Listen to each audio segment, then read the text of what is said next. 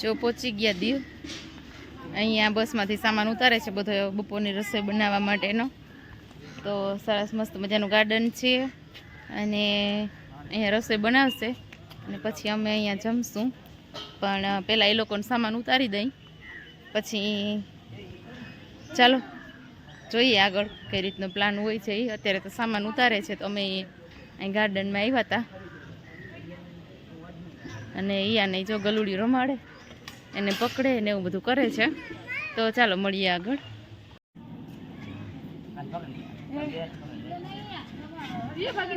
આવું પાલ હાલ વાલા પાડજે નહીં ઉમાય ને. હા એ બેન્ચીસ ઉપર બેસાડી દે. હા અહીંયા બેસાડી દેજો પાણી એમાં પાણી પાસે એમ ક્યાંય ઠંડુ ઠંડુ છે. અહીંયા છાંયો છે અહીંયા બેસ ત્યાં ઉપર બેસાડ ઉપર બેસાડી દે ઉપર ઉપર ઉપર. હા એમ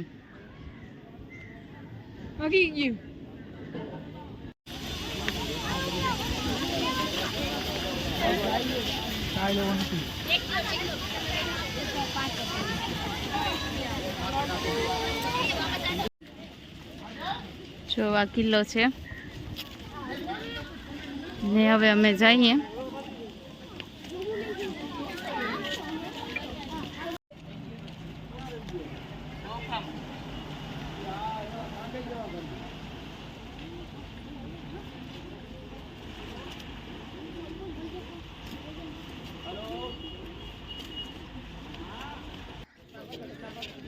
જો છોકરા તો બધા ફોટો પાડવામાં લાગી ગયા છે.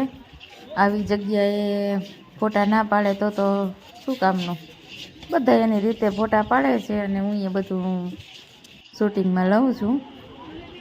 જો આવી જગ્યાઓમાં છોકરાઓને ફોટા પાડવાની મજા અલગ હોય છે. અને અમારે ઈયાને ફોટા પડવે છે.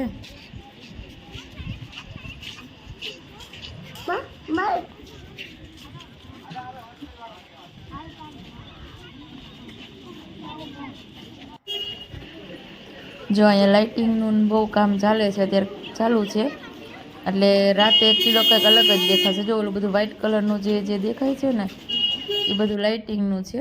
જો આ નારિયેળી ને એ બધું છે એ તો નાઇટમાં તો કંઈક અલગ જ દેખાતું હશે બધું. જો અહીંયાથી ઝુમર છે સરસ મોટો અને આગળ ઘણી બધી લાઇટિંગ ને વ્યવસ્થા હજી ચાલુ છે કરવાનું કામ. જો અમારે ઈયાન તોપ પાસે ફોટા પડવે જોઈ લે પોઝ આપે કેવા પોઝ આપે છે. જેમ છોકરા કહે ને એમ બધા પોઝ આપે.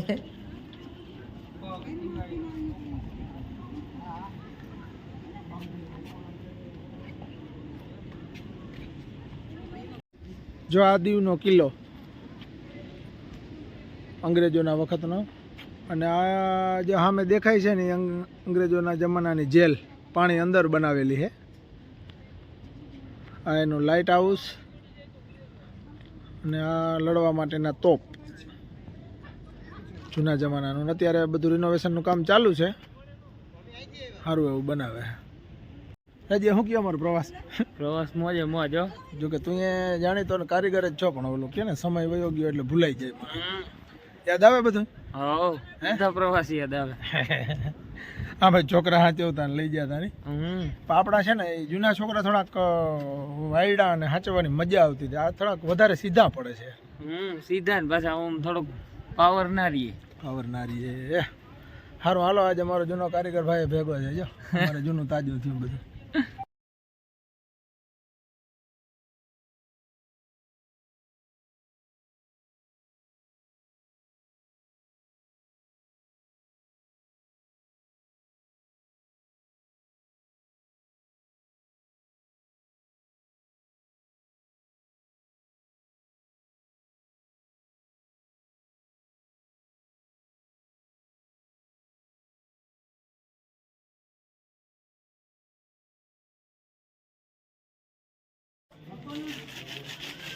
અમે કેવી રીતે બંધાયેલું હોય જો એની રચના જો.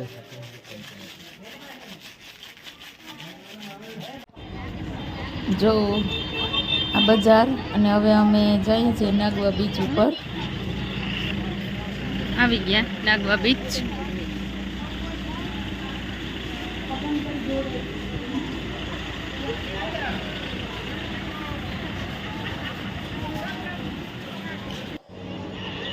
જો આ બીચ છે અને અમારે હજી જમવાનું બાકી છે. 2 વાગી ગયા છે એટલે હવે જમવા જઈએ, પછી આવશું પાછા.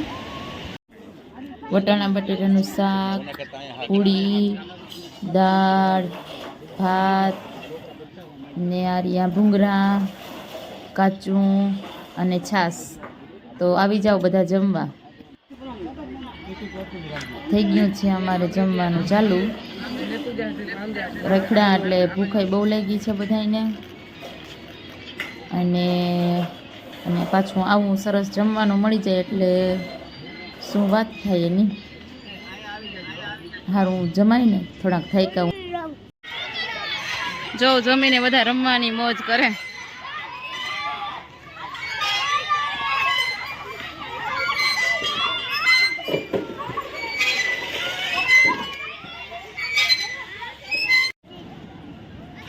જો પાછા આવી ગયા બીચ ઉપર, કેમ કે ત્યારે છે ને થોડીક જ વાર રહેવાનું હતું એટલે હિયાના પપ્પા કહે કે ચાલો પાછા બધાને બીચ ઉપર લઈ જાય, વધારે મજા કરાવવા. તો છોકરીને આગળ જવું હતું તો ગયા છે એને લઈને.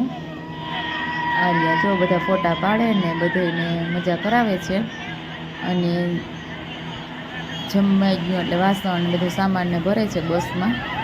તો આ કે પાછા લઈ જાય બધાને. જો મારા છોકરા અહીંયાને લઈને ગયા.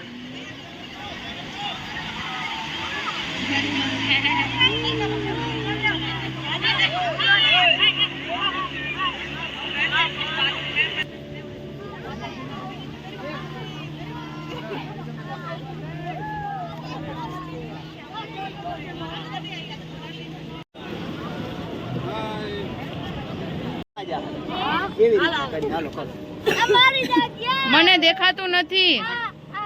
આમ ઊંચો રાખજો ડુંગર હો. એમાં ચશ્મા પડી જાય. ચશ્મા હરકા પેલું. શું બનતું હોય હે? ઘર બનાવો બનાવો બનાવો.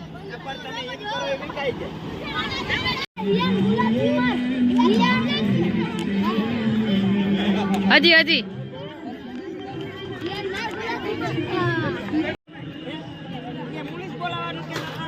જો એક છોકરો ગયો હતો પણ એને બહુ થોડોક ડર લાગ્યો. પછી હવે સામતભાઈ અમારે એ કે ચાલો હોય કે હું બતાવું. જો એમાં કે ડરવાનું ના હોય તો મજા કરે છે.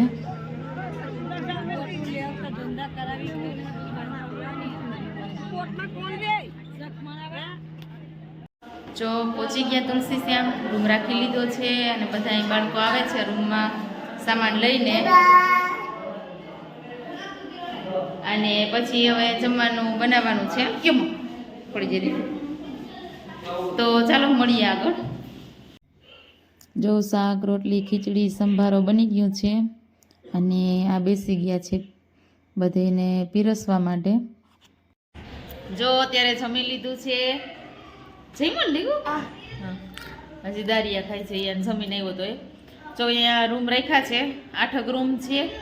અને જમવામાં અત્યારે હા એટલે જમવામાં જો અત્યારે શાક, રીંગણા બટેટાનું, રોટલી, ખીચડી, સંભારો ને છાશ ને મજા આવી. અને આજ તો થાકાય એવો છે, પેલો દિવસ છે એટલે બધાને તો હવે સૂઈ જવું છે. તો ચાલો તમને બતાવી દઉં અમારા બાળકોની સુવાની વ્યવસ્થા. અને પછી આજનો બ્લોગ આપણે પૂરો કરીએ અને મળીએ કાલના બ્લોગમાં. ગુડ નાઇટ બધાને.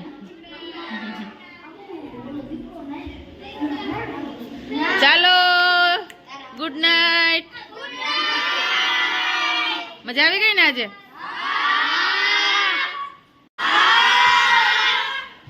ગુડ નાઇટ બધાને.